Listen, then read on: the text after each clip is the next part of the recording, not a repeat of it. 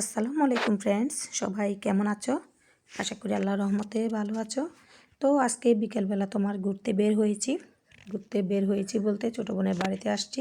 তো এসে অনেকক্ষণ গল্পগুজব আর নাস্তা পানি খাওয়ার পরে তো ও বলতেছে, আপু চলো তোমাকে একটা জিনিস দেখাবো। তো ওর পিছন পিছন আসলাম।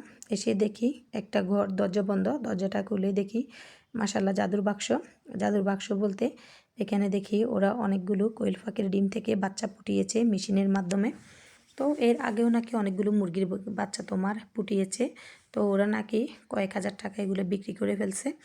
তো এখন দেখি কোয়েল পাখির বাচ্চাগুলো, এগুলো দেখে ভীষণই ভালো লাগছে। মাশাল্লাহ একই কালারের একই রকমের। আর এদিক দিয়ে দেখি তোমার ইনকিউবেটর নাকি কী যেন একটা যন্ত্রের নাম। তো বলছিল, আমার মনে নেই সঠিক। তো ওটাতে নাকি তারা ডিম ফুটায়, তো ডিম থেকে বাচ্চা বের করে। ও এসে ডিমগুলোকে ওলটপালট করে দেয়। প্রতিদিন নাকি একবার ডিমগুলোকে ওলটপালট করে দিতে হয়। তো নাকি 20-22 দিনের মাথায় তোমার তাড়াতাড়ি ডিম থেকে বাচ্চা বের হয়ে আসে। তো মাশাল্লাহ যন্ত্রের মাধ্যমে সব উন্নত ব্যবস্থা বাচ্চা ফোটানোর জন্য।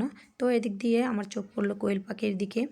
তো ও আমার জন্য অনেকগুলো কোয়েল পাখির ডিম আর দেশি মুরগির ডিম সংগ্রহ করে রেখেছিল একটা প্যাকেট করে। তো এখানে ও বলতেছে, আপু এগুলো কোয়েল পাখি, এগুলো সব ডিম পারে, আরও অনেকগুলো বিক্রি করে দিয়েছে।